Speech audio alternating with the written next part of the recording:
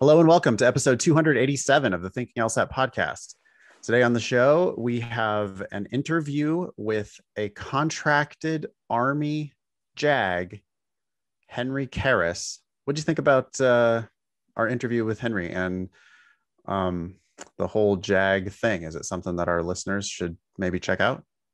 I think so. Yeah. Especially if you have any interest in the JAG Corps, which is basically being an attorney in some branch of the military. Yeah. Listen to Henry. Yeah, he's a 3L at George Washington, which is also Ben's alma mater.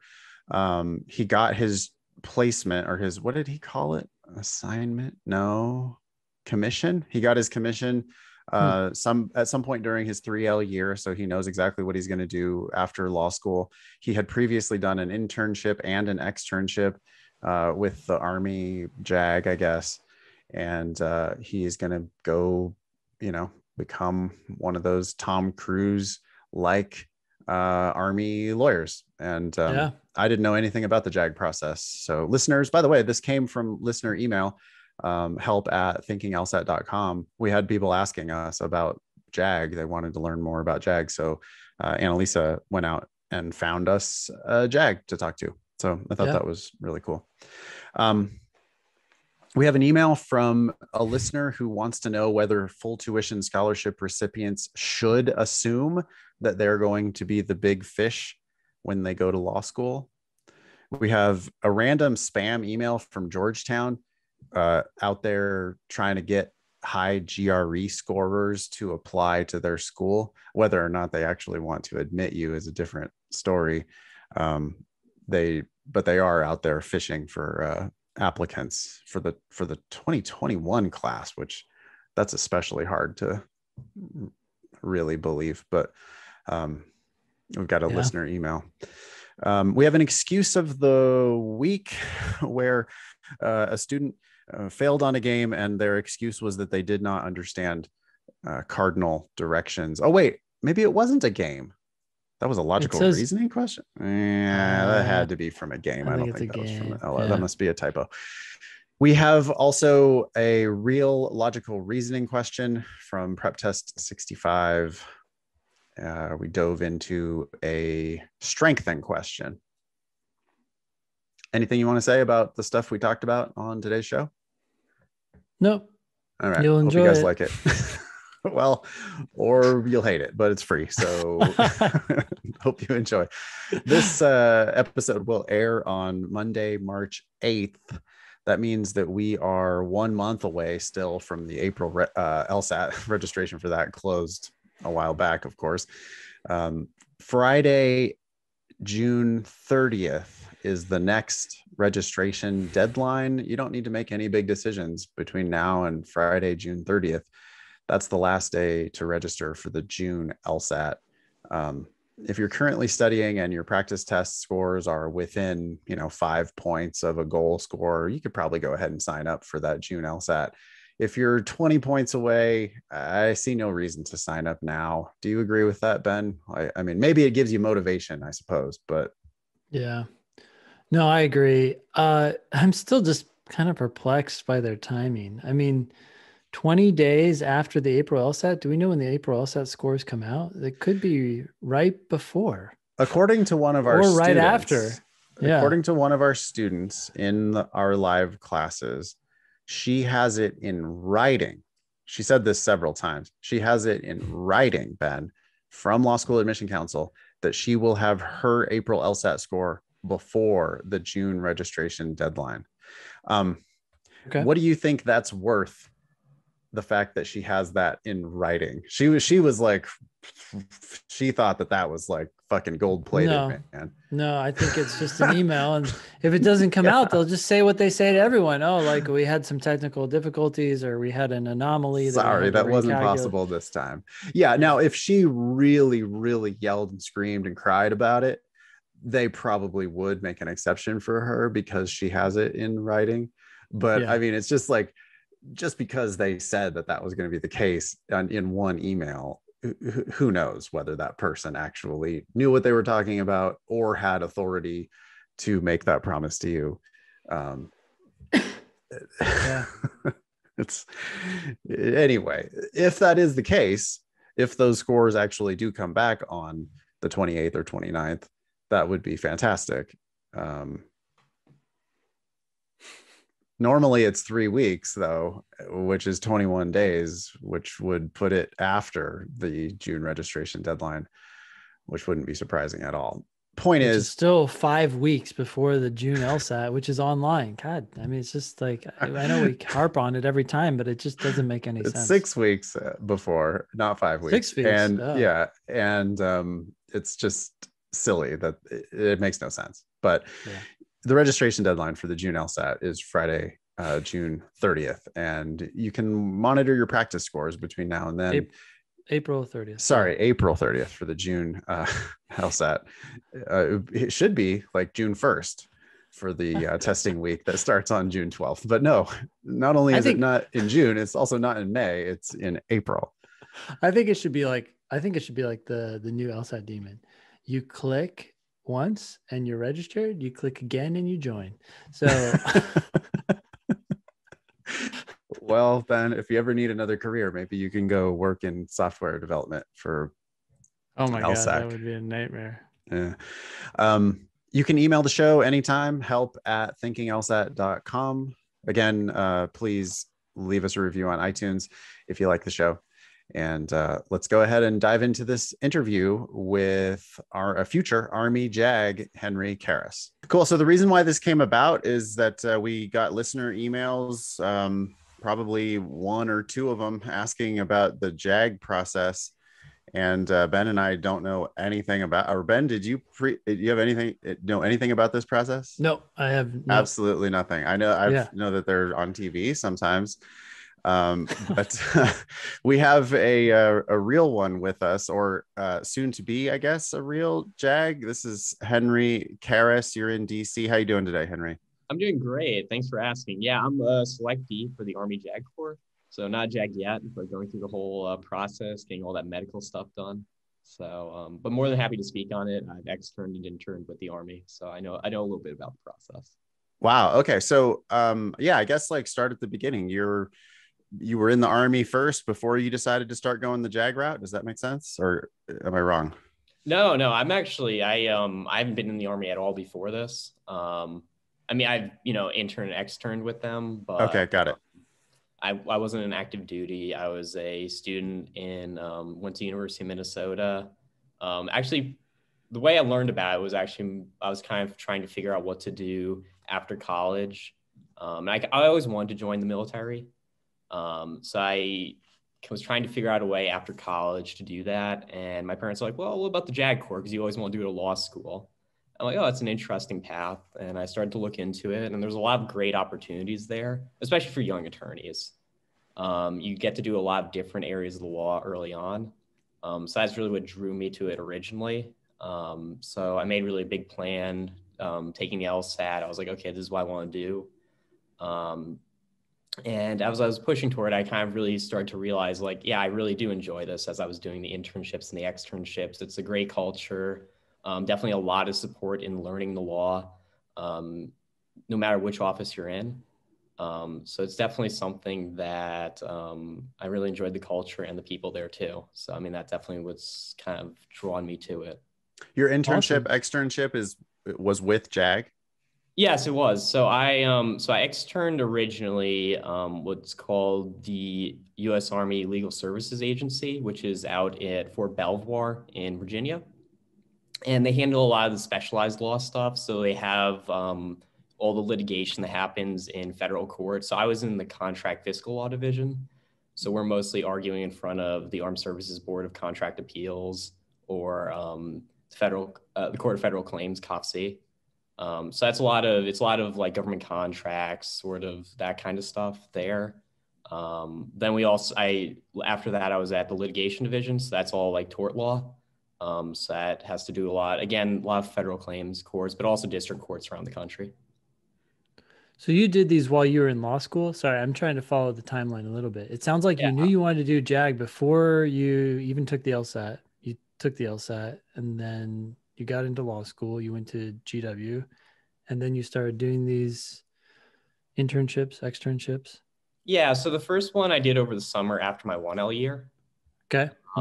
So that was I did that over the summer and then into the fall at Contract Fiscal Law Division. Then so you were doing that while you were a 2L? Yes, absolutely. Okay. Yeah. Then my second semester at 2L is when I switched over to the litigation division doing the tort stuff. Okay. And then over the summer for my 2L year, I was up at Fort Drum, which is in upstate New York outside Watertown. And I was doing what's called the normal 2L internship. So that's where they rotate you around the general offices you'd be doing during your first assignment as a JAG. So that includes military justice, which is kind of the stuff that has to do with criminal court. That's like when you're thinking about A Few Good Men. That's the kind of stuff you'd be doing in military justice. Then after that, you have legal assistance, which is kind of a lot. It's like essentially what legal assistance is. It's where you're helping soldiers with various things, a lot of will signing, a lot of, unfortunately, divorce stuff. But you do a lot of landlord tenant too, which is kind of fun because you definitely when you're doing this stuff, you learn about stuff that you should avoid when you're, you're buying a house or renting. And then administrative law, which is essentially like everything else. You're just kind of telling commanders what they can and can't do with certain things. So that could be national security related stuff. Hey, can we move this drone somewhere? Or hey, can we spend this money on giving to a local school? So it's a lot of different things there. And it's also labor law and government contracts as well in administrative law. One thing we haven't done yet is define JAG. What does that acronym stand for? Yeah, so it's Judge Advocate General, which is essentially it's a post that was created actually before the U.S. existed as a country by George Washington a couple days after the Continental Army was formed. So it's essentially to provide just military justice services to the branch and enforce military discipline. So you're a judge and a general? No. It's I don't really know exactly where the term the judge comes from. I mean, I think originally the JAG did provide a lot of legal. So originally the commander was the judge actually in military trials. That's changed a bit since they actually have military judges, but originally it was a lay person or commander who was essentially presenting judgment upon soldiers who were brought before them. So you were actually a big role of judge advocates. I mean, still now, but even more so earlier, was give a ton of legal advice to commanders in how to fairly proceed on these trials. So I think that's probably where the judge comes from. I mean, the JAG, there's only really one JAG in each service branch, and they are a general. So that may be where the general part comes from. Oh, so you have a JAG who's in charge of all the JAG attorneys. You would still consider, yeah. Yeah, okay. The JAG, yep. Is your title actually going to be JAG? So it's technically for a JAG, it's a judge advocate. So you don't actually have the G at the end. It's just judge advocate. You're just working under the JAG. Yeah. And the judge is meaningless. You're an advocate. I mean, you're a lawyer that works in the JAG office. Yes, sir. Yeah, makes sense. Wait, and just to be clear, Tom Cruise in A Few Good Men is a judge advocate. Yes, he is. Yeah. Yes. Okay. It's been a long time since I've seen that movie, but I thought I remembered that he was a judge advocate. Right. Cool. Well, there we go. Well, one thing, stepping back, I'm glad that you love it, or it sounds like you love it or like it on some level and know that this is what you want to keep doing. But did you do anything like this before you even took the LSAT? I mean, your parents suggested it and you're like, yep, okay, I'm going to go down this route. I mean, yeah. So, I mean, I definitely think, I've always been a huge into military history. Okay. So as I said, I've always kind of wanted to join the military. Originally, I wasn't able to coming out of high school. I wasn't able to do ROTC. So I was trying to figure out a way to kind of get back in to the game as, coming out of college. So I thought one of the ways to do that was, I mean, I always wanted to go to law school too. So I was like, okay, so this is, you know, an intersection of those two kind of desires in my life.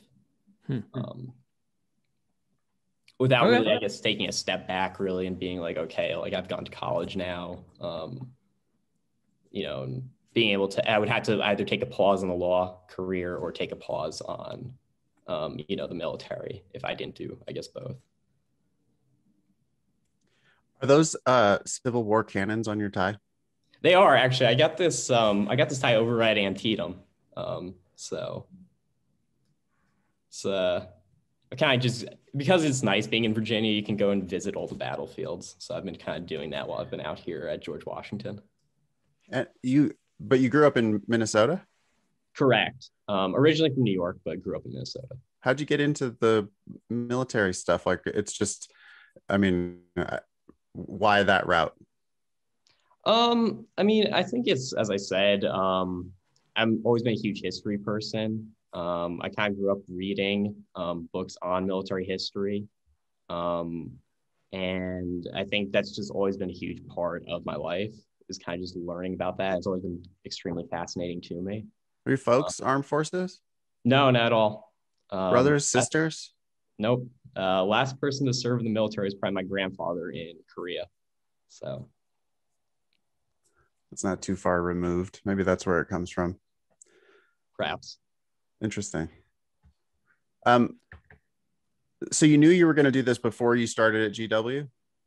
Yeah. And that's part of the reason I chose GW, actually, was because it has a great program for that. The National Security Program is run by a former Army Court of Criminal Appeals judge, Lisa Skank. And she has a lot of connections and really has made the National Security Program at GW to be kind of focused toward kind of finding a pathway to JAG, to becoming a judge advocate. So, I mean, definitely the fact that I was able to do all these externships and internships was because of the close connection that GW has. I mean, obviously the location in Washington, D.C. helps, because you obviously have, each of the services have people in Washington, D.C. But I mean, a big thing is just the fact that, you know, GW really encouraged externships and internships throughout my time in law school.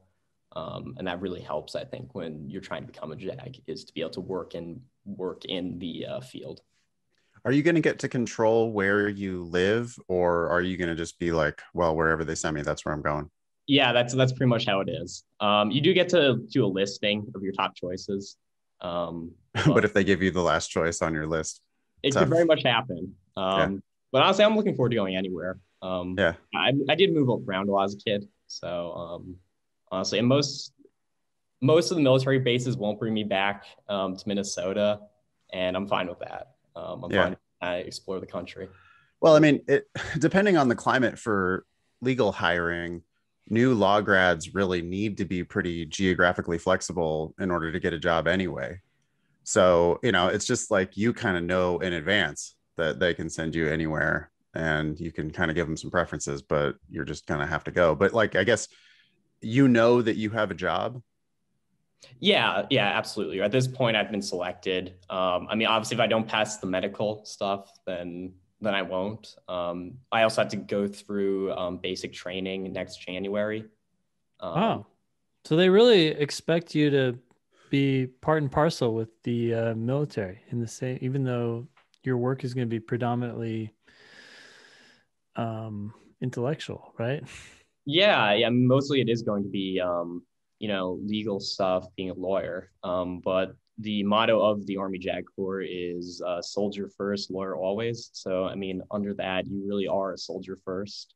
And you're expected to do all the stuff that a soldier is. Well, they could actually send you to war, right? If the shit totally hit the fan and they just like really needed bodies.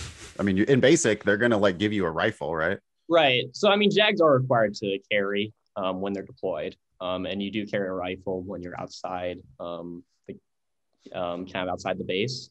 I mean, generally, you're obviously not going to be a frontline officer in the Army, the Navy, or the Air Force, but actually in the Marine Corps and the Coast Guard, you are a line officer.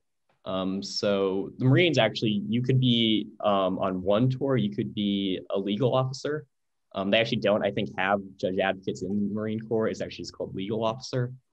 And then the next time you could be leading an infantry platoon in the Marines. So it's a much different process there. And Coast Guard's the same way. You could be, a Coast Guard judge advocate, and then you could be captain of the ship the next tour. Is that why you chose Army? It is in part. I really like the Army culture of definitely they have that kind of focus on where you're able to do a lot of different areas of the law. Obviously Army is the biggest branch, and they allow their judge advocates to do a lot of specialized areas of the law. I know that Navy doesn't allow their people in uniform to do like labor law and government contract stuff. That's usually, they have civilian lawyers to do that. And they just don't really have any of those specialized areas of the law for people in uniform. So which branches are more competitive? How does that work? And if someone wants to go into the JAG Corps, how do they, what are their chances and related, of success? When did you know that you had the job locked in? All right, so I'll answer your question first. It's a pretty easy answer. Okay. So I learned in kind of November of my 3L year. For the Army, theirs is a 3L process. So you apply around August of 3L year, and then you kind of learn about late October, early November. Were you also like trying other paths at the same time? I mean, did you like go do OCI for the big law firms or? I didn't. I don't know if I would advise people to exactly do what I did, where I pretty much put all my chips on the JAG Corps. I mean, it worked out for me.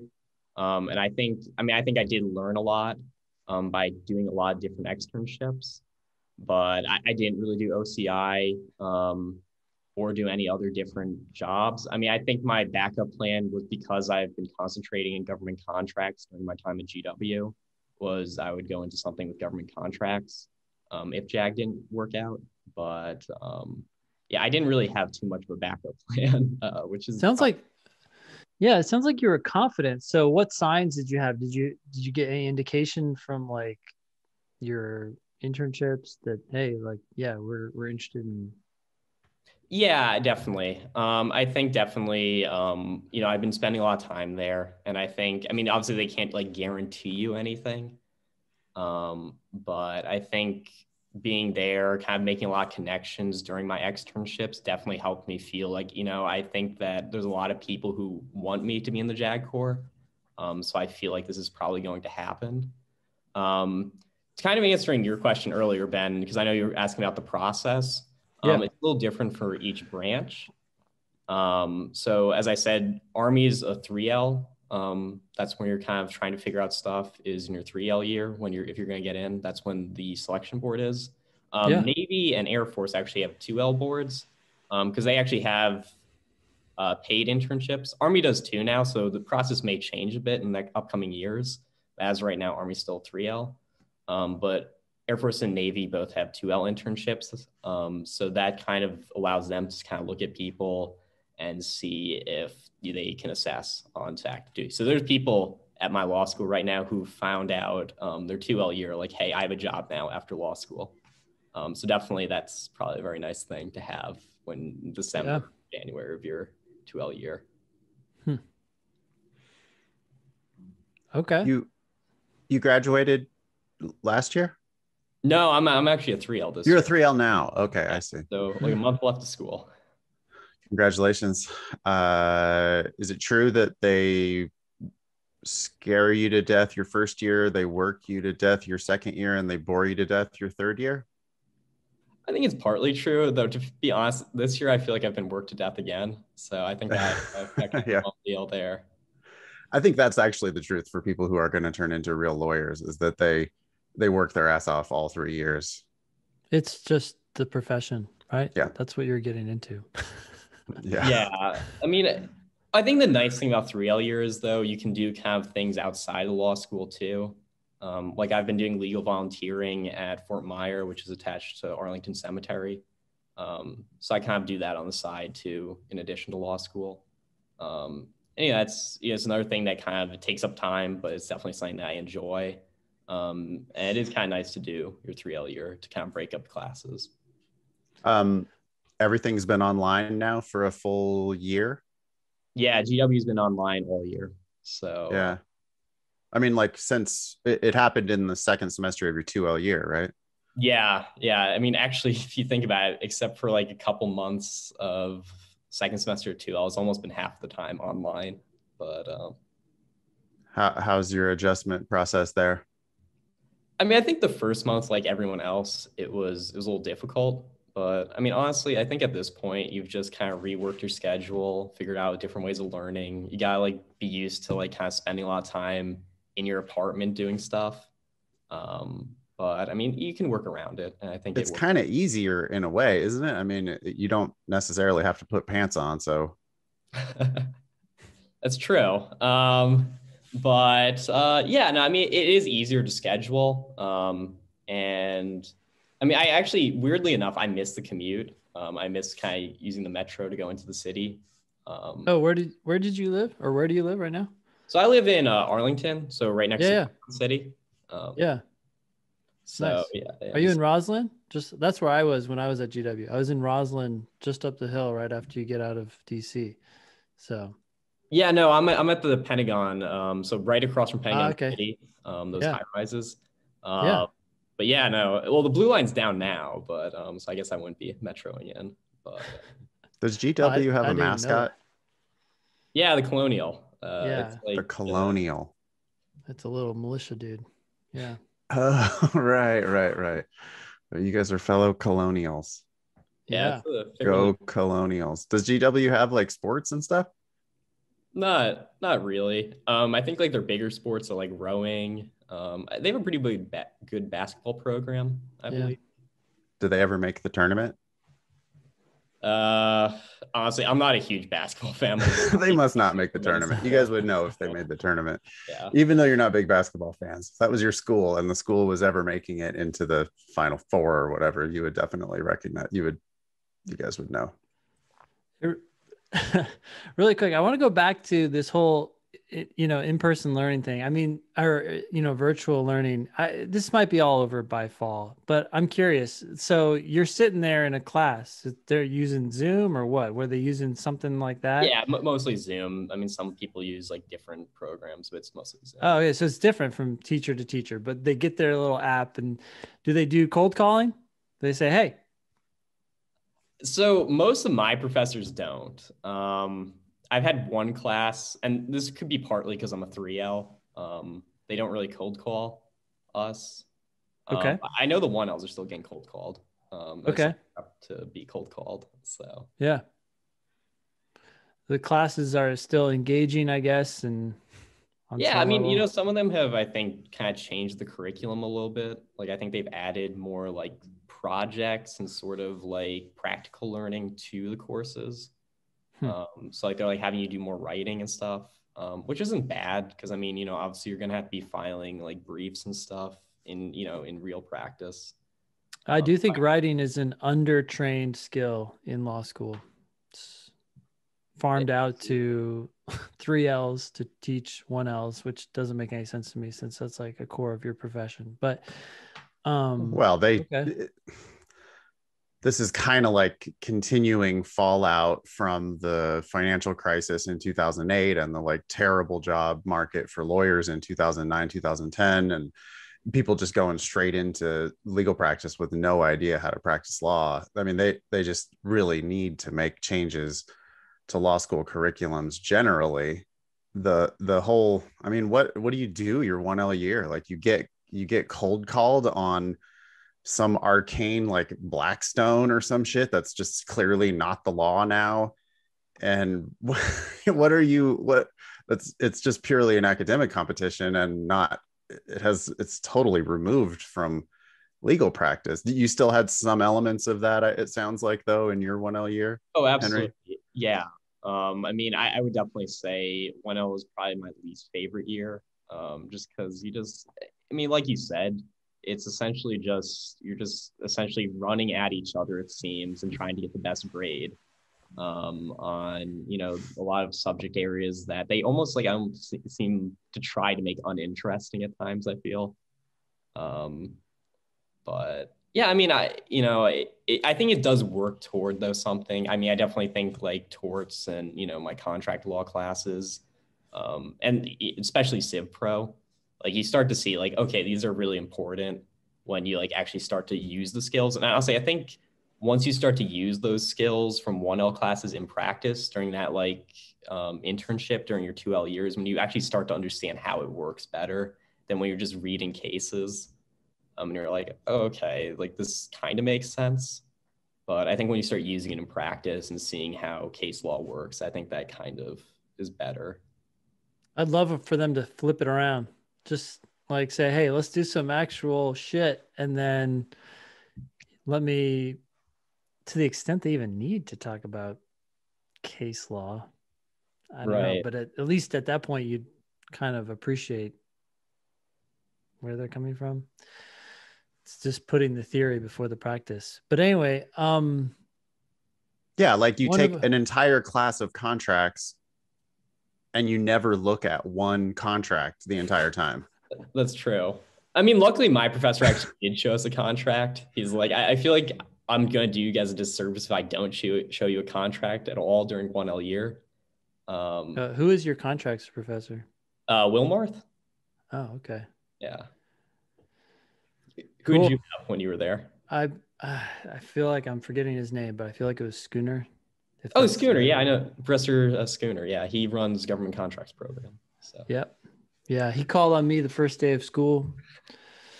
I was the first person to be called on, and then the same thing happened in my next class. I was like, what? I guess Olson is in the middle of the alphabet, right? So maybe it's just like they're choosing out of the middle of the list, but it happened twice. People thought that was funny because it was like the same cohort people, right? So you're like going with the same group of people from one class to the next. Like that poor soul. He's got it out for him. I did. Yeah, but in the long run, it was much better for you because you had that experience on your very first day. My first class was Civ Pro, and we were like in these small classrooms, small groups, and they were calling on each person in my row. And I was like, oh gosh, it's coming to me. Because he called on the person next to me to my left and the girl next to me on my right. And I was like, oh gosh, I'm going to get cold called and I have no idea what's going to happen. Luckily, though, he went to the person behind me. So I didn't get called to the middle of the semester. Well, same for me. Civ Pro, I got called first. That was the other class. And unfortunately, I had not done the reading. It was just like a one-page case. And it was about taking a second bite at the apple or something. Okay. And I totally lied. I was like, oh, yeah. Well, and then he just grilled me alive. Just like, oh, so what do you think about this, Mr. Olson? What do you think about that, Mr. Olson? I'm like, oh, yeah. It's just like, yeah, I don't think they. And eventually I was just like, he's like, you didn't read it, did you? Or something. And I was like, oh, yeah. He's like, well, let's give someone else a shot. I just remember the case that they were calling people on was like from the 1780s. So like I could even hardly understand what they were saying in the case. Yeah, it was an old case. I don't know. Yeah, but I should have at least read it. I could have had a shot at it. That was my own fault. Anyways. How long are you in for, Henry? Are you locked into this path for the rest of your life, or is there a transition out into like civilian law? Absolutely. Yeah. I mean, there's definitely great options to transfer. For me, it's essentially an 8-year commitment early on. But at least for those years, you have to do active duty. So that's full-time military. But I believe after that, you can do reserves. And that's always a great option if you're trying to transfer out, or if you go 4 years and decide, maybe the JAG Corps isn't really for me. That allows you to do a weekend a month and then 1 week a year of service.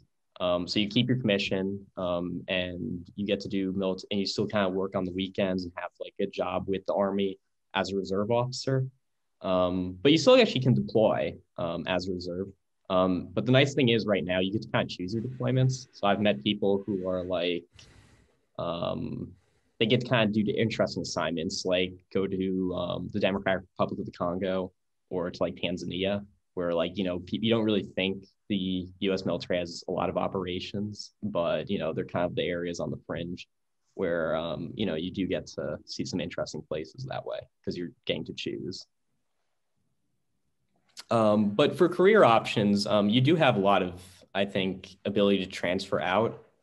Especially because as I said, those first 4 years are kind of military justice, administrative law, and legal assistance. So obviously you're gonna have a lot of competency, particularly in criminal law coming out. But I definitely think that you have the ability to transfer into really anything afterwards. I will say that, I mean, if you're like trying to make partner at the same time as someone coming out of law school who had started at a law firm, you're not going to make partner before that person, obviously, because you just haven't had as much time in at a firm, obviously, as with that person. But I think you can definitely transfer out of the JAG Corps once you're in. But you might end up with so much better experience than those people who went straight down the associate route, for example, are probably never going to set foot inside of a court for 3 years of their career. And it sounds like you are going to maybe get like actual trial experience right off the bat. Yeah, no, the trial experience is definitely right off the bat. I mean, they do. And the nice thing about the JAG Corps, because I was always a little concerned about that early on. It's like, how do they expect you to go right into court right away? But they actually have a lot of great training, I think, and that's how they do it. I think there's a lot of like, they give you a lot to do, but they also give you a lot of support in doing that. I mean, I got to double down on that. Yeah, I couldn't agree more. I mean, when I was a 3L, I wrote a brief that was submitted to the Third Circuit Court of Appeals. That's insane. I mean, yeah. I wrote the brief and the attorney like took it and he's like, okay, great. And it was like, you can't do that at a law firm. They're not going to take that risk. They don't have the, yeah, no, I mean, definitely, as I said, I think that they do a lot of good training. So actually after the basic course, you have about, I think it's 9 weeks of military law school. For the Army, that's at Charlottesville, Navy, Newport, and I think Air Force is like in Alabama somewhere. And I mean, you have about 9 weeks there where they teach you everything you're going to kind of need to know briefly for your initial job as a judge advocate. This would be a rude question normally, but I believe it's public information. What's it pay compared to like associate salaries at a law firm? Yeah, well, I mean, it's definitely probably going to be less than big law. I'd say my friend and I looked it up once, and I think it was about like mid 70, 80,000. So I mean, it's not horrible. And I mean, that's with benefits and all. But well, yeah, military gets incredible benefits, right? Yeah, absolutely. And early retirement and everything else. Can you do is it the same thing, like 20 years and then retirement? It is, yeah. I mean, the program's changed a little bit. They're now doing a different kind of retirement system, but it's still the 20-year requirement. That's amazing. Okay, so 70-ish, 80-ish, something like that. That's that's more than probably, well, the average lawyer, I mean, depends on your area, starting lawyer makes 100, but there aren't any people who actually make the 100, right? Everybody makes 160 or they make 55. 50, yeah. And so you're going to be definitely a step above, I would say. So you're definitely going to be more than the median salary for new law grads. Yeah, I mean, it's a nice, I'd say it's a nice starting pay. It's not big law pay, but I mean, I didn't really expect that going in either. So, yeah. Cool. Anything else, Ben, for Henry? No. Thanks for coming on. That's awesome. Yeah, Henry Carras is a 3L at GW Law and a soon-to-be Judge Advocate General in the Army. When do you graduate and you just like right away? You said you got that extra like 1 month of JAG law school. Yeah, so I mean, I'll have to take the bar after, take the bar, get a bar in DC. I got a couple months after that because you hear back around, I think, October for the DC bar, or maybe it's November. But then January of next year, 2022, you go to basic and then you go to the law school, the law course. They don't even send you to basic until you've passed the bar. No. Because they want to make sure that everyone kind of is on like a certain timeline. So if like you don't pass the bar, they don't want to send you to basic and then you have to wait and stuff. Right. Oh, and I was going to ask about this physical that you have to pass. Is it like a certain mile time and all that stuff? Yeah. So new physical requirements. Yeah. So now they have a new physical requirement. You have to be able to like deadlift. You have to do these like hand release push-ups, leg Ooh, tuck. tell me. I want to know. Where I'm at. So you have to be able to do for deadlifting. You have to be able to do well for JAG. You only have to do like 135, 3 reps of that. Okay. That's the minimum. The maximum's 340. If you do more than that, you can't be. They're like, no, sorry, you're out. You need to be on the front lines. You're too strong to be a lawyer. We need you carrying stuff. No. No. They don't kick you out for that. It's just extra credit at that point. Okay. All right. Okay. So above 135, three reps. Got it. Yep. And then for, I think, push-ups, it's 10 hand release push-ups. Okay. So you clap in between each push-up. That's the Rocky thing. Okay. Yeah, I got it. Mm-hmm. Wait, he was 10? doing one-handed push-ups. You only have to do 10? That's not bad. Okay. Yeah. Oh, yeah. One hand is harder. Yeah, that would be harder. But then you have to do a ball throw. I don't remember the distance on that. It's not too difficult. I think it's like a 50-pound ball or something. No, it's only 10 pounds. It's actually not. Oh. Like a football, you have to throw a perfect spiral. Well, it's like you have to like throw it overhead. Okay, yeah, got it. It's a medicine ball. Yeah, no. Over a wall. So all those times we have to do that in JAG Corps. Okay. You still have the 2-mile run, which is I think it's like 21 minutes now though. That's not bad at all. That's okay. Yeah, that's not too bad. And let's see, there's like a leg. Henry, you're making me feel good. I feel like I could go join the JAG right now. Keep going. Hey, it's always possible. And then there's like a leg tuck where it's kind of like a pull up, but you bring your legs up to your knees, and you only have to do one of those for the JAG. One? I know. Oh my God, what's going on? Is our military ready for the? It's for the JAG Corps, Ben. It's not the. It's not the Navy SEALs. I mean, I think the thing right now is it's very easy to pass the ACFT, but very difficult to max out because you have to do 20 of those to get the max score. And what's the max score for? That gives you a higher rating? It's good, like if you want to get into, like obviously if you want to go and join, like like obviously be the JAG for the Army Rangers or like for one of the special forces. I mean, they do expect you to kind of keep up your physical fitness to somewhat their level. I mean, obviously they're not expecting you to be like a Delta Force operator, but they expect you to be able to like kind of hang with them somewhat on, I think, the physical fitness. Okay, cool. That's excellent. I thought I had one more stupid joke I wanted to make, but maybe I'm out. Thank you very much, Henry, for coming on the show. Is there any way people can get in touch with you if they want to ask follow-up questions about JAG? You could say no. You could say nope. Oh, absolutely. No, they're free to contact me via email. I mean, phone number would be weird because I feel like I don't want a bunch of like just random text. Right. Sure. What about LinkedIn? You on LinkedIn? I am on LinkedIn. Yeah.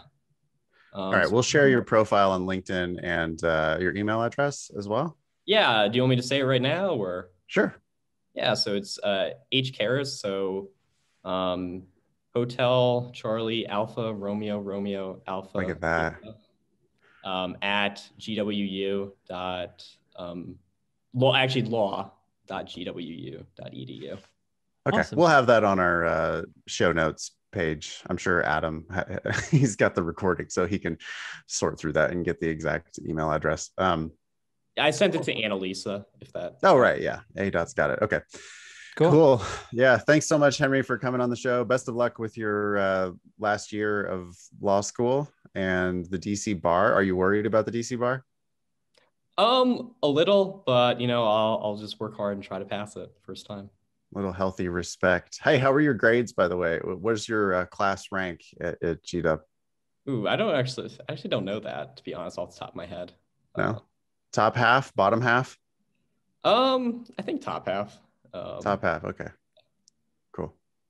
All right. Congratulations. Yeah, enjoy it. And thank you again for coming on the show. Of course. Yeah. Thanks for having me. Nice to meet Good you, to see you, Henry. Henry. Yeah. Yeah.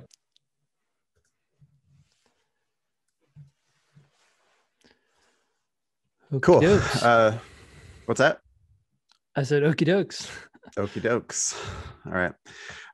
Let's see. Want to just go right in? I guess we'll just do these items and then come back and do the. All right.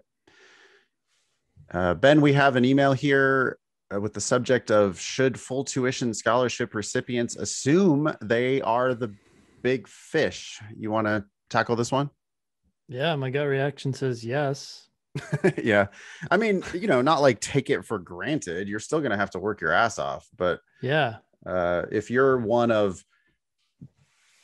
let's say the school gives full rides to 20% of the class, you can assume that you have a higher LSAT GPA combo than 80% of the class. You're certainly starting with some advantage, but all right, why don't you, maybe there's more to it here. Sure. What's Okay. the email say? Hey guys, exclamation point. I know you like to advocate for the benefits of being a big fish in a small pond rather than the opposite. The argument makes sense considering the competitive nature of law school grading and firm hiring. However, I'm interested in hearing your opinions on how networking could factor into this situation. My line of thinking is that being around a bunch of rock stars and forming long-term connections with people who go on to do amazing things is beneficial, even if these rock stars are crushing you under the curve. Not that this is necessarily sufficient to compensate.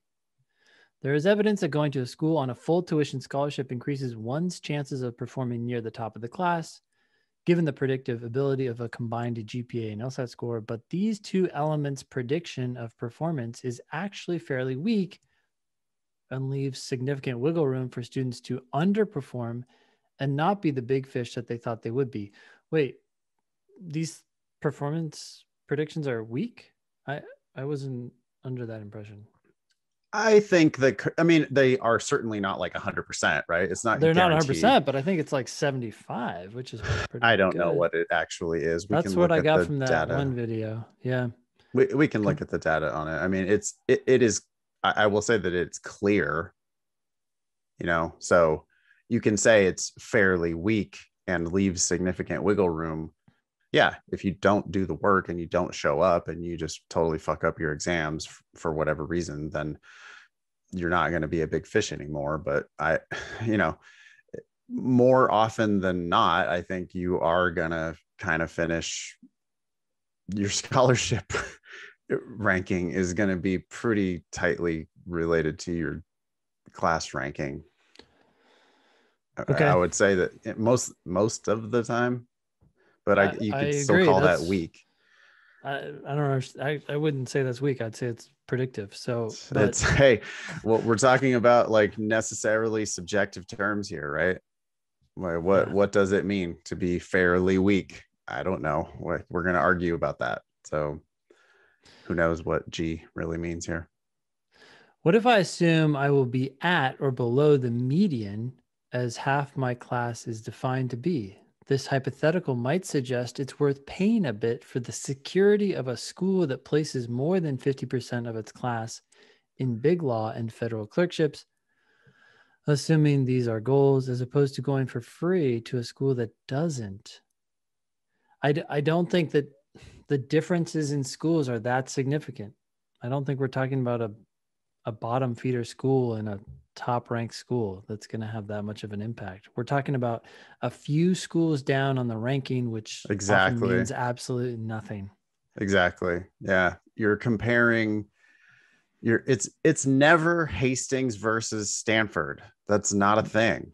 It's always Hastings. It's always I would say Hastings versus Berkeley, but that's also like too huge of a leap. It's not, that's never what you're comparing. You're comparing Hastings to UC Davis.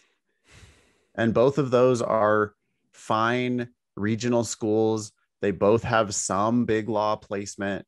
and one of the schools is going to give you a scholarship and the other one isn't, and you're an idiot if you don't take the scholarship. And look, if you're comparing Hastings to Stanford anyway, that's because you probably didn't apply broadly enough. What'd you do? Right. You only applied to 2 schools, and now you have a full ride, and then you have nothing somewhere else.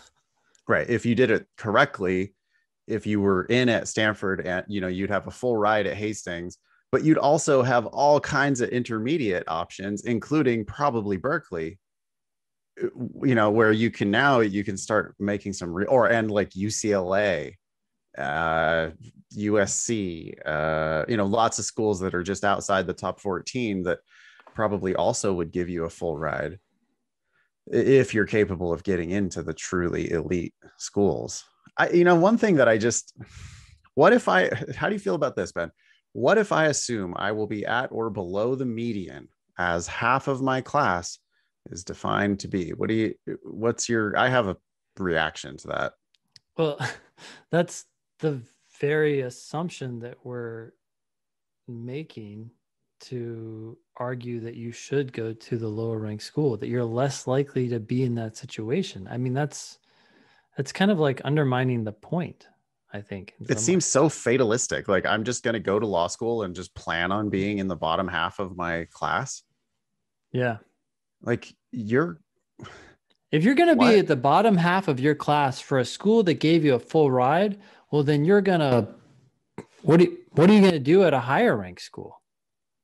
Finish at the very bottom of the class, which, if we are literally talking about Stanford Law School, it might not matter, but most cases we're not talking about Stanford. Even if you're talking about Berkeley, that's a problem.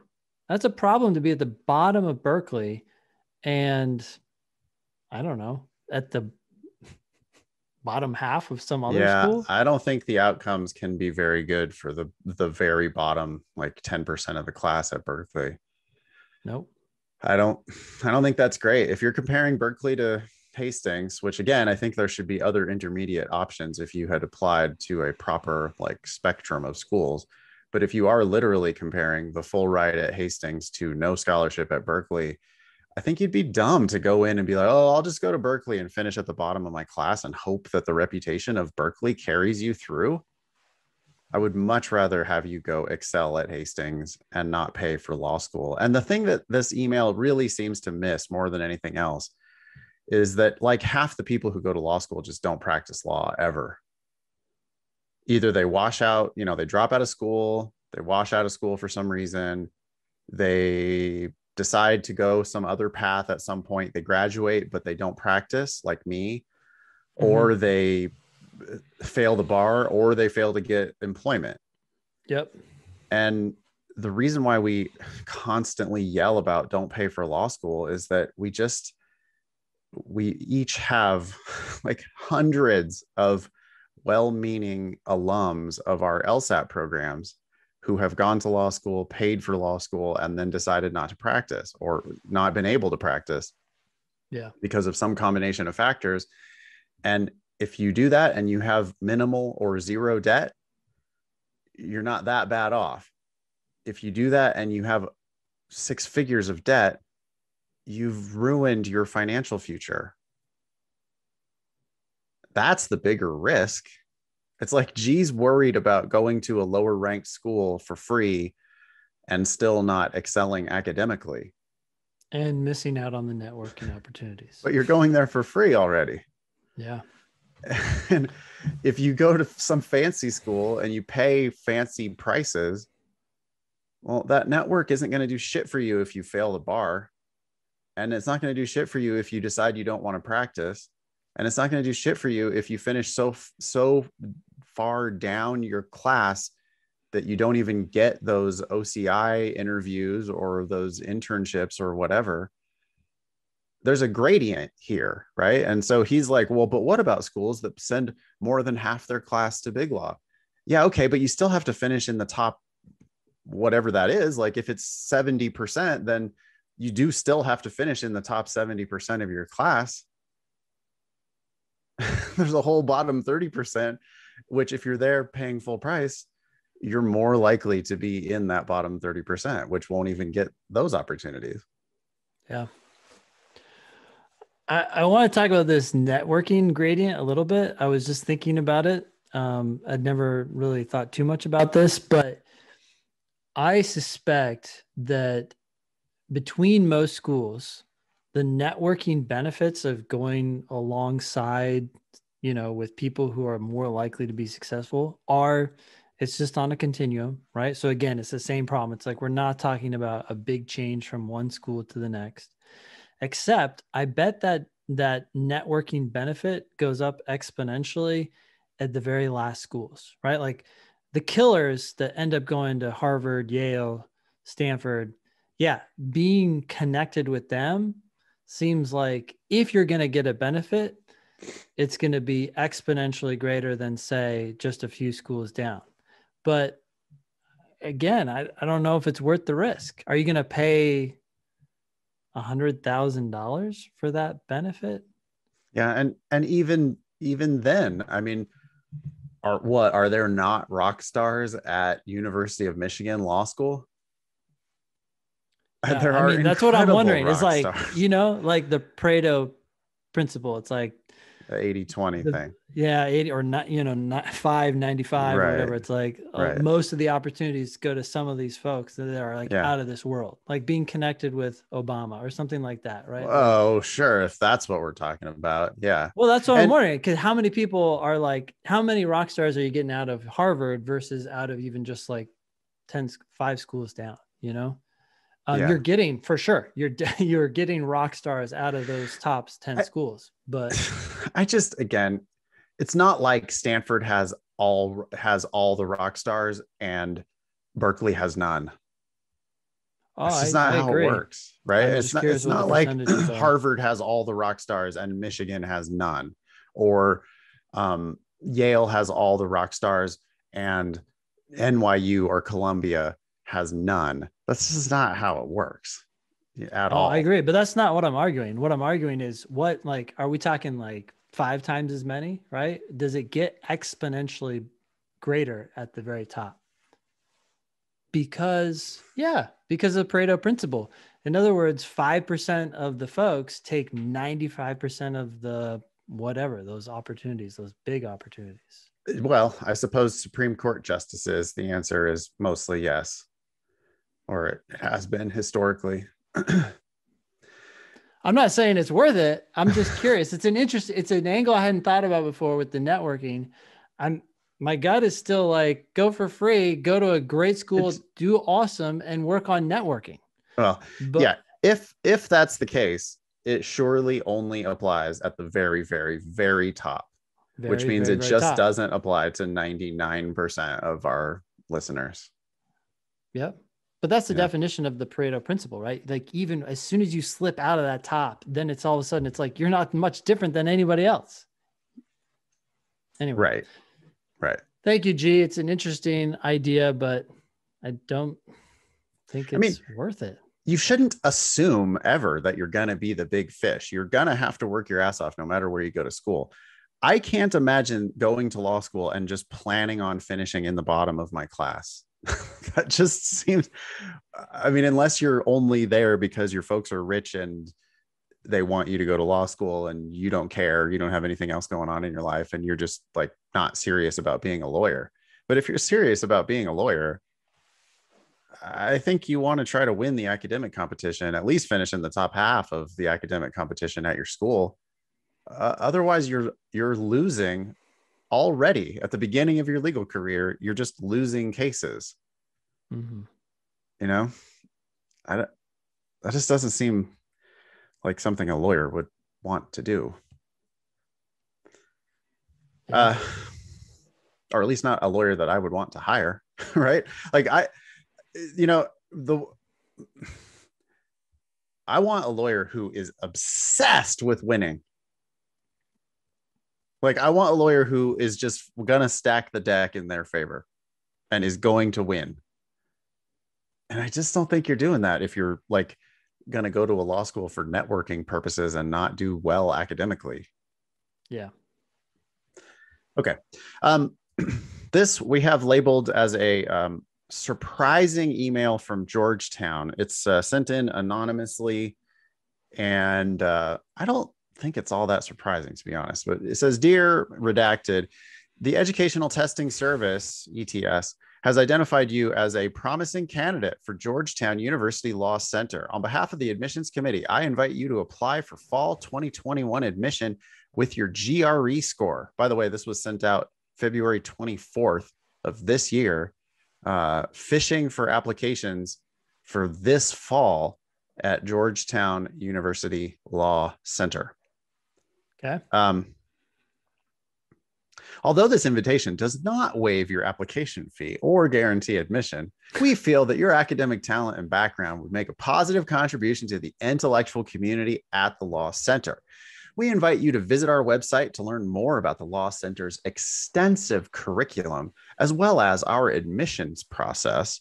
Our application is available online through LSAC. Located steps from the U.S. Capitol and Supreme Court, Georgetown University Law Center is one of the most diverse law schools in the nation. We are an educational institution dedicated to the principle that law is but the means, comma, justice is the end. With this principle in mind, Georgetown has built an environment conducive to the exchange of practical ideas and the pursuit of academic excellence. What a bunch of bullshit in that paragraph. Yeah. God damn. If you have questions about the application, please feel free to contact us. I look forward to receiving your application.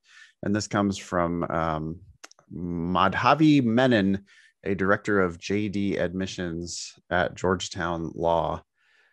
What's your gut say?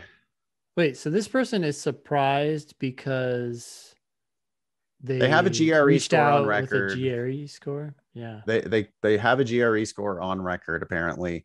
And the ETS has Georgetown, has an ETS account or whatever it is. They probably have to pay ETS, I would imagine, to get lists of these candidates, and then they send out these. To me, it just seems like a spam. Yeah, I think this listener promising candidates, but wait, I don't understand. Why is this listener a listener? So they just happen to be a GRE. Oh, there's lots of people like that. I mean, I took the GRE before I went to law school, right? Just randomly didn't know what I was doing in life, and I had previously already had a master's. There's lots of those. We have tons of people in our classes. I'm wondering if this person has like an LSAC account, and they're doing just like, it's not even that surprising. They're taking people with LSAC accounts and high GREs and reaching out to them. Yeah. That would be even less more targeted, right? And unsurprising. Right. It would be really weird if they were sending this email to every single person who has a GRE score within a certain range. That can't be it. They must also have noticed that this person has pre-law, whatever. Could be that they, cross-referenced with LSAC or who knows what. I think that this student was like, maybe I'm just purely speculating, but I have received emails from students in the past who are like a little bit like, ooh, Georgetown, they're interested in me, but then surprised, like, wait, what? They're interested in me for this fall? Like, is that real? And I think the truth is they want as many applications as possible. Absolutely. And the more applications they have, the more fools will pay full price. However many they send out, a certain number are going to say, nope, I want a scholarship. But a certain number will say, whatever you want, I'll pay it to go to your school. And so they just have to increase that number so that they get enough full paying students. Well, they also need to deny as many as they can. Like, that's the stupid law school ranking system. There's one of the metrics is, how many applications did you get and how selective were you from amongst those applications? And so every person who noticed that, your application fee is not waived. Yeah. So you're going to pay them money. They might deny you. And if they do, it raises the profile of their school.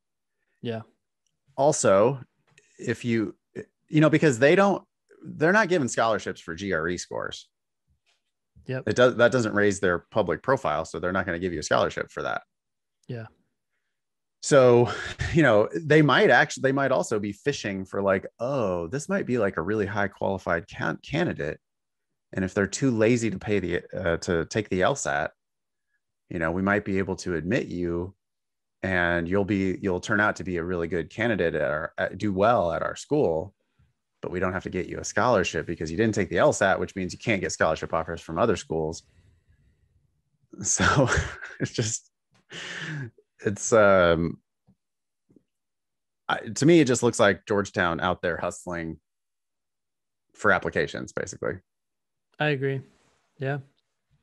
Okay. Nothing more to it than that. Thank you, Anonymous, for sending that in. You want to take a look at this excuse of the week? Yeah. Excuse of the week. This is where we evaluate someone's excuse for something related to the LSAT. Yeah, and we're doing this totally anonymously, so I'm sorry if this happens to be you, but your teacher identified this as an excuse of the week candidate. It was in a logic games class, and one of the students said, this is a head scratcher, I will admit. Okay, so the student said, I use my GPS all the time, so I'm not good at remembering what east and west mean. Wow, those are pretty basic directional words. I mean, what's the acronym? Like Santa's, there's like a acronym, right? Santa's I never workshop? Learned an acronym. There are 4 fucking points on the compass. We see them all the time on literally every map you look at. I mean, there's maps in books, there's maps in Flight magazine, there's maps. It's ubiquitous, and it's something that you learn in approximately 2nd grade. I don't know, Ben, you could do a little survey of your kids and see if they could come up with north, south, east, west. Yeah. It's, and I'm not. That's where I've heard the acronym. It has to do with Santa. I'll tell you that. It's like Santa. Yeah. Great. No whatever you need to do to remember what east and west are. I mean, not only that, but this logic game, if you would have put west on the right and east on the left and stayed consistent with it, it wouldn't have made any difference. Fine. But here's another thing. You can just look at the first question and see what order they ordered it.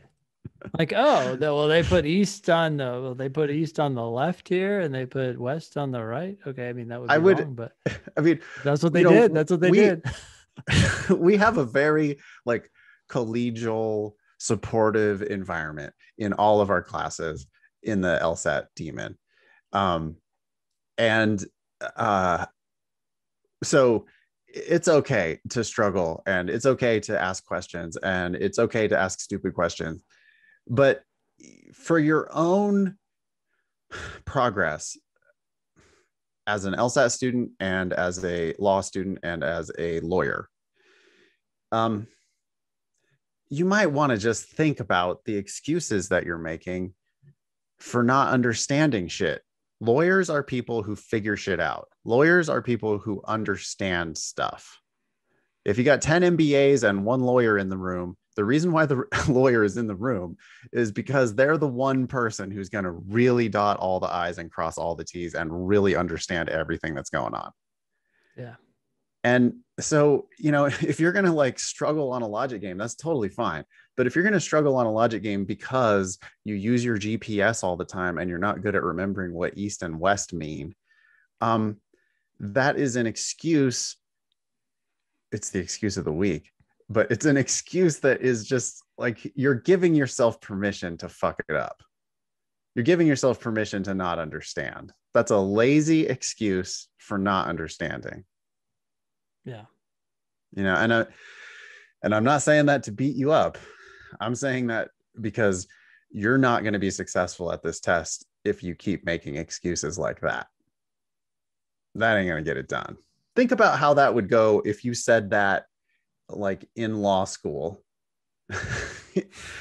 You've been cold called and there's 100 other people in the room. Are you really going to say that as to the professor who's asking you about the details of a case? Or would that fly in court? What's a judge going to say? I'm sorry, Your Honor. I just, I use my GPS all the time. So I have a hard time remembering what east and west mean. But which one is it? Yeah, the judge is going to say, huh? They're just, it's like lawyers are serious, aggressive, blunt people. I mean, what's your client going to say if you're like, oh yeah, sorry. Oh boy. Yeah. I fucked up your brief. I just don't, I forget. East and west. I don't remember those. Okay, fine. Fucking figure it out then. Use the Santa acronym or whatever, but like figure it out. Well, you don't even need that. You just need to look at the game. You just need to, this is what we're talking about. We're talking about a game. You just look at the first question and you say, what'd they do here?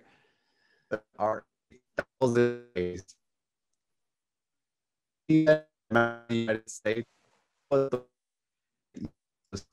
Been looking at maps of the United States for your entire life. You know where west is. You know where east is. Nothing new or different about any of this. Yeah.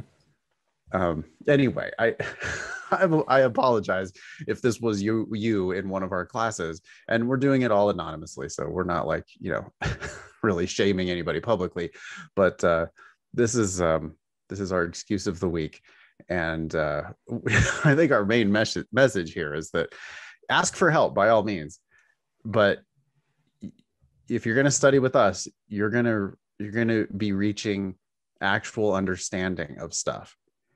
And very frequently, people are just making excuses to give themselves permission for not understanding. And that's in other words, you're indirectly asking for help here, and we're saying, okay, we're not actually going to answer your question and tell you what east and west is. We're going to tell you to go back and try to figure it out, because that's the most help you need. You need to start solving as many problems as you can.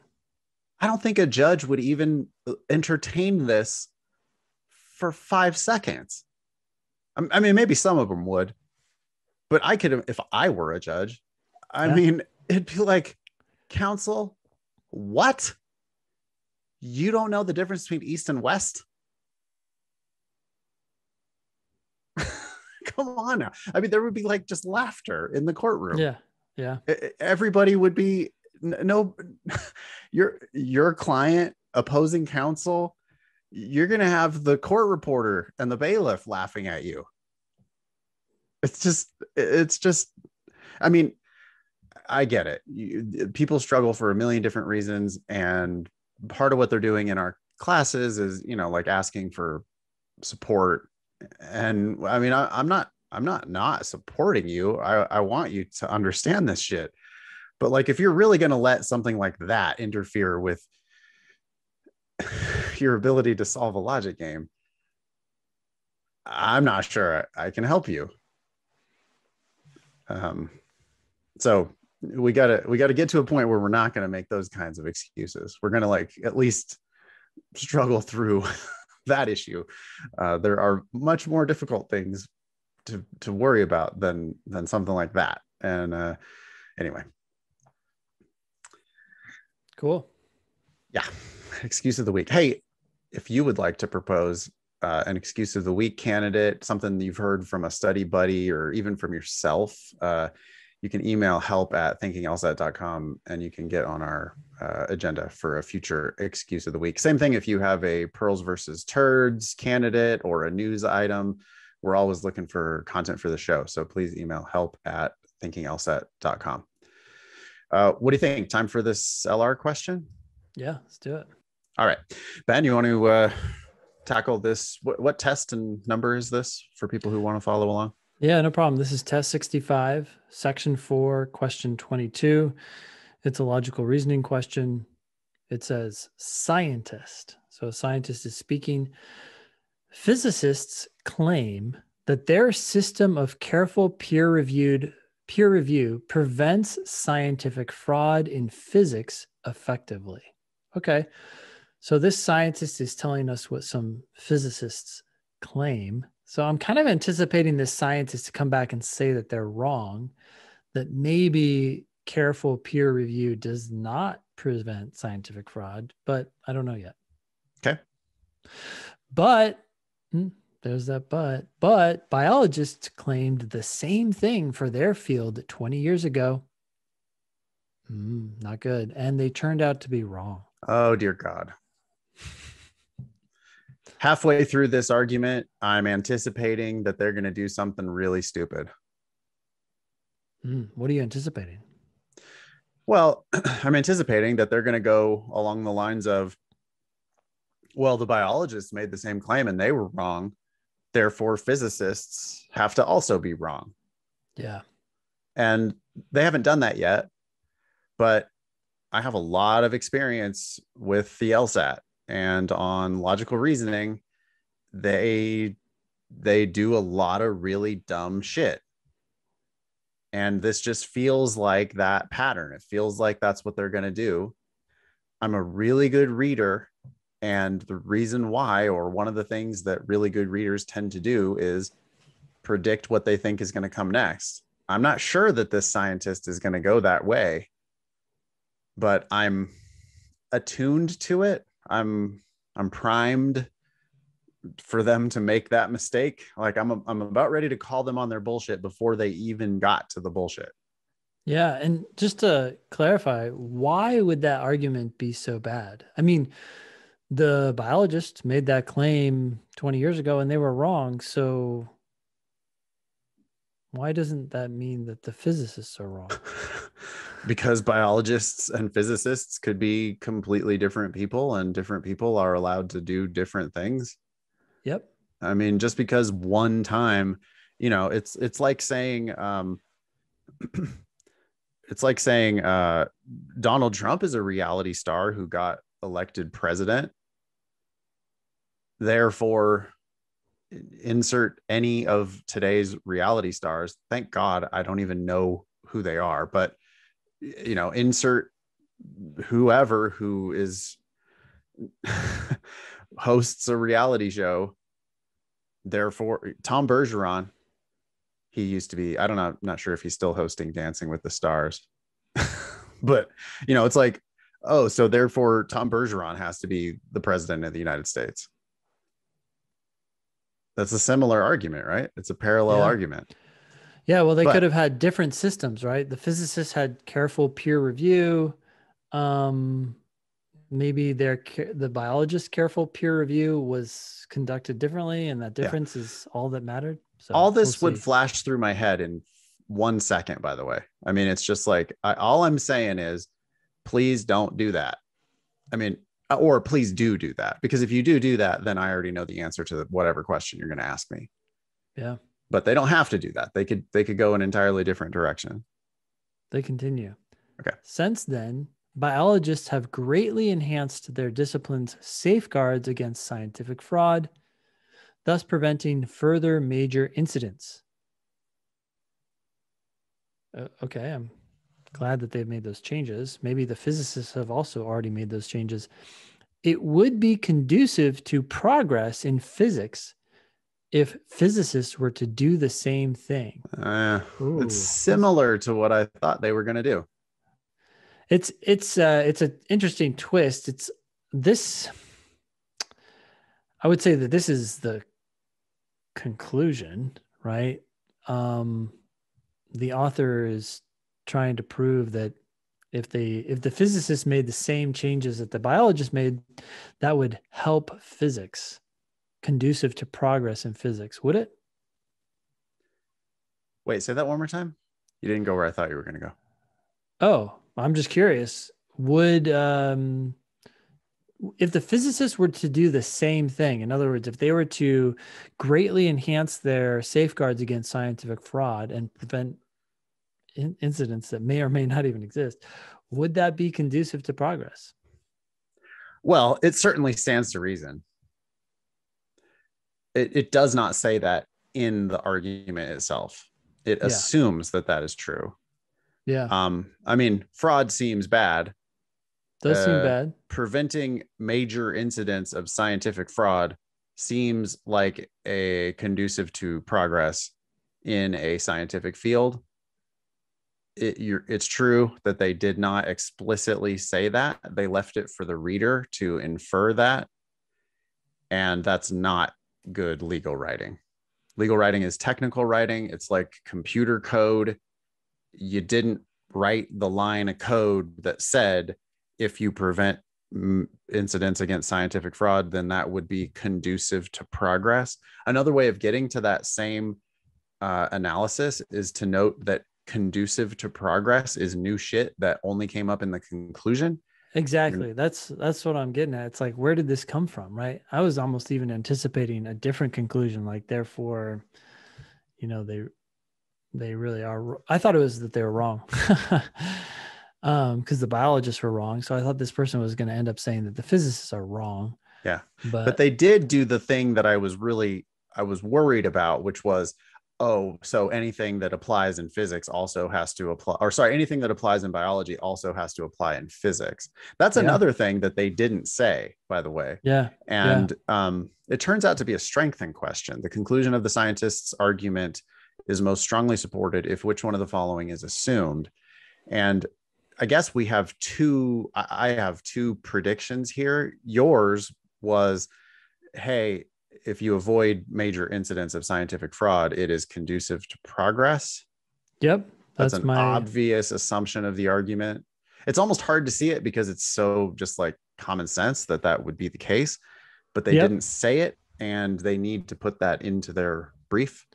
By the way, I want to step in here for 1 second. You said it's common sense. Okay. Yeah. Well, I was just going to say my other prediction is anything that applies to biology applies to physics. So we have two different predictions, but what do you want to say? Those are good. Yeah. I was going to say, although you said it's like so obvious that it's common sense, it still wouldn't fall into the category of reasonable assumptions. I think that the LSAT is looking for, because at the end of the day, we don't really have any clue, right? For all we know, major fraud actually propels the discipline forward dramatically, because as it gets exposed, it generates all this interest and attention. Could be the case. We have no idea, right? Like, well, if you don't make it explicit, then there's room for people to argue. Yep.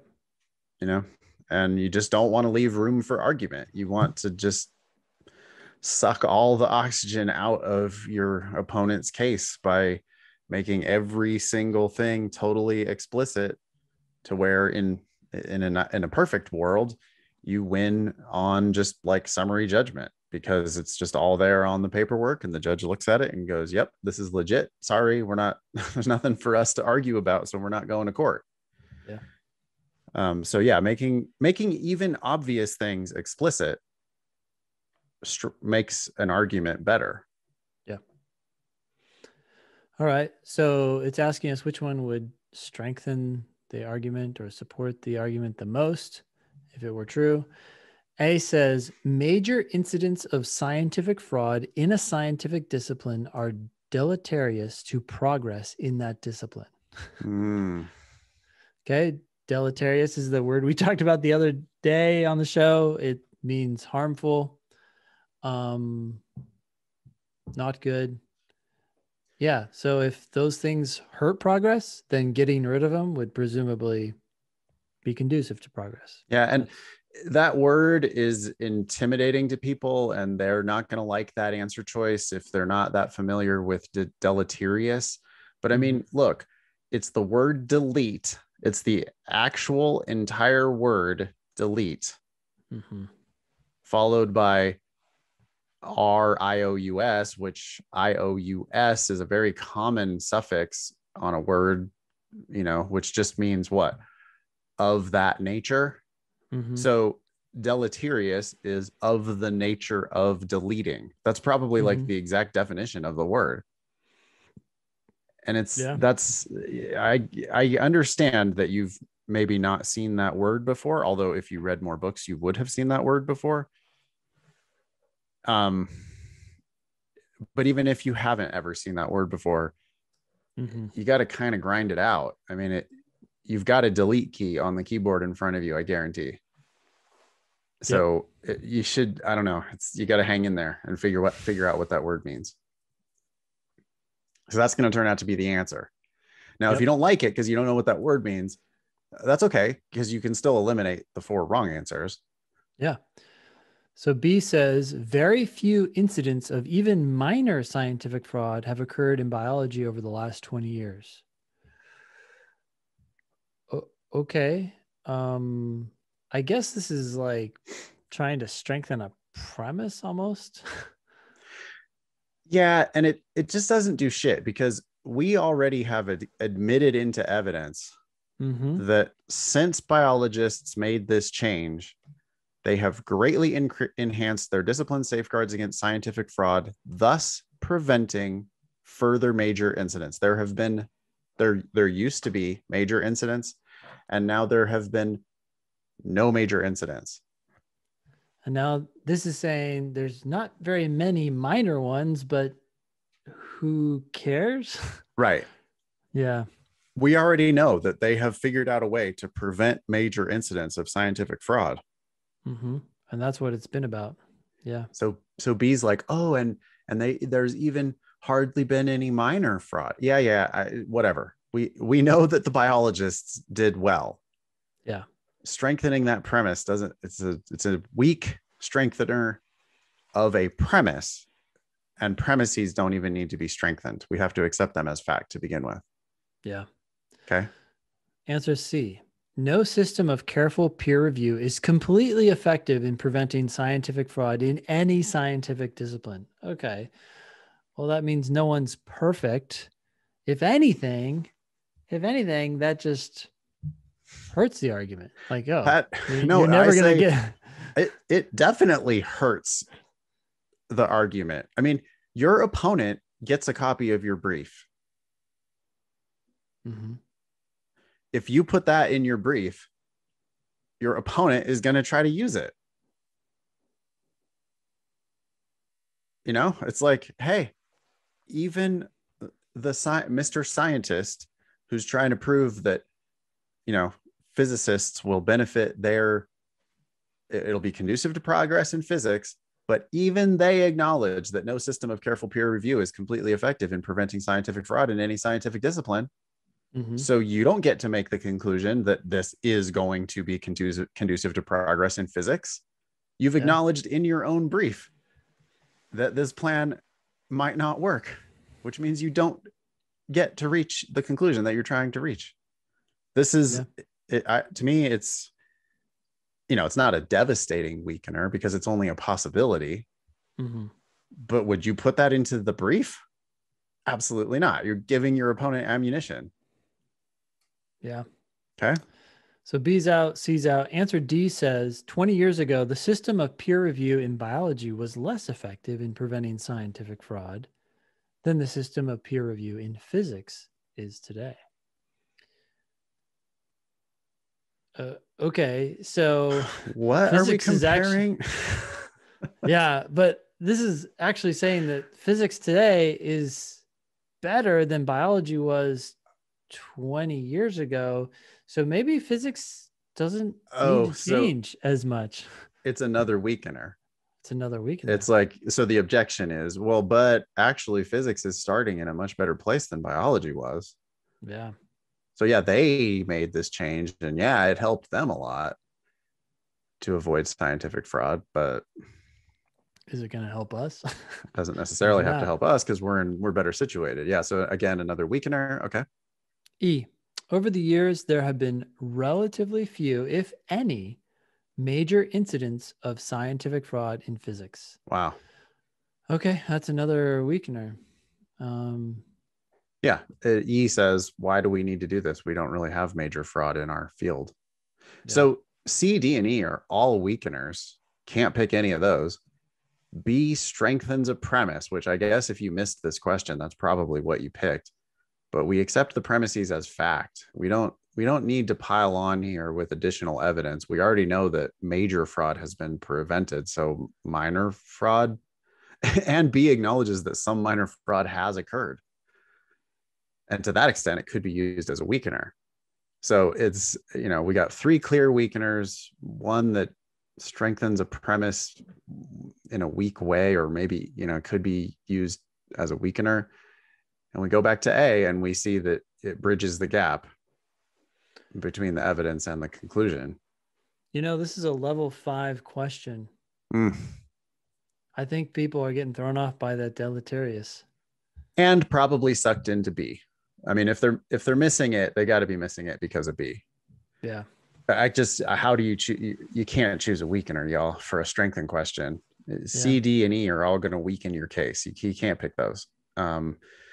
B, yeah, you're supporting your evidence, but the thing you missed, and if you just would have been critical of the argument itself, right? If you just cover up the question and cover up the answer choices, if you just spent more time with that scientist's argument, you'd realize that the main conclusion of the argument includes conducive to progress. Progress had never been mentioned in the 3 premises. Yeah. Conducive to progress is a new element that came up only in the conclusion of the argument. And the reason why the answer is A is that it connects the evidence that we have, which is about preventing major incidents of scientific fraud.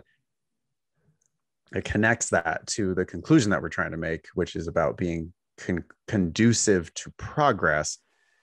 Deleterious to progress is the opposite of conducive to progress. Yeah. And so A connects the dots there and says, yeah, if you've got major incidents of fraud, that's bad for progress, which then makes it all make more sense that if you avoid these incidents of fraud, you will enhance progress. Amen. Hey, I guess, yeah. One thing on this, I went to the review page, and this one has 3 videos and a written explanation. It'll now have 4 from this podcast, but most of our videos have been made in the last couple of years, right? That's when it's like really full steam ahead, making videos for all these 9,000 questions out there.